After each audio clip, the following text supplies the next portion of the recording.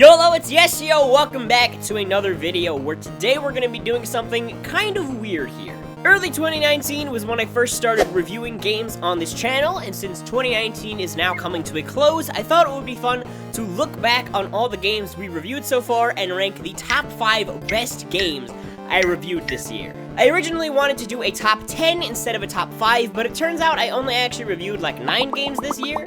I thought about trying to squeeze in one more game before the year ends, but I just didn't have enough time. So here we go, top 5 games I reviewed in 2019.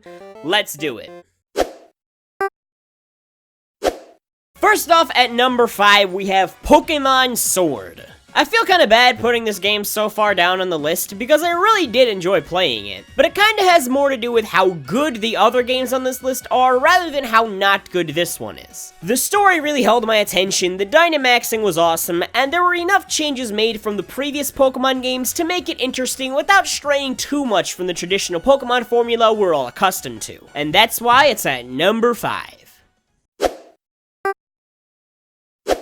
I've gotta hand the number 4 spot to Luigis Mansion 3, although again, I feel sorta bad I didn't put this game any higher. After destroying my original Luigis Mansion disc for the GameCube, it's been a long time coming since I've played as Luigi here and sucked up some spookies, and it felt really good to finally be able to do it once again. Splitting up and playing as Luigi was a blast, and the puzzles you solve with him are well made and fun to complete. There's really only one thing I would want to change about this game, and that's, you know, I would have released it before Halloween. That's right, I'm not over that, and I never will be.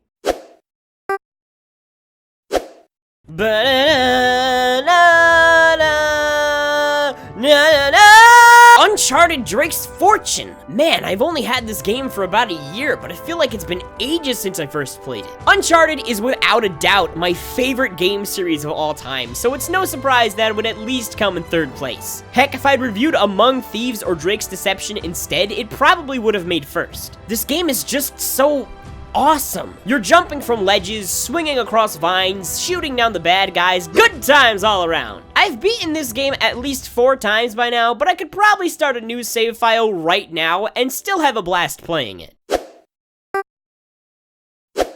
At number 2, we have the first game I ever reviewed on this channel, SpiderMan for the PS4. Honestly, this game is like 90% of the reason I wanted a PS4 in the first place, and without a doubt, it was totally worth it just for this game alone. Peter Parker's voice lines are hilarious, web swinging around New York City is super entertaining all on its own, and by the end of the game, you're so insanely overpowered that you can destroy an entire warehouse full of bad guys in like 5 minutes. Alright, let's just send out a couple of laser bots to shoot these guys down, throw a couple of grenades out there, summon a few anti-gravity portals. Perfect! It's all in a day's work for SpiderMan.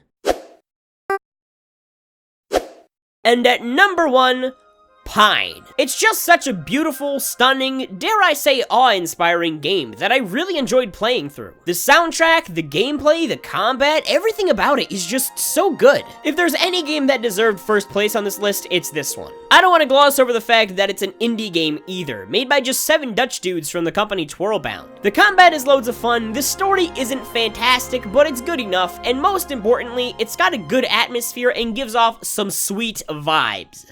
And there you have it, the top 5 games I reviewed this year, at least in my opinion. Let me know down in the comments if you agree with my list or if you think any of the other games deserved a spot on this list. If you guys want to see all of these reviews as well as a few more, click the little box at the end of this video and you can watch all of them.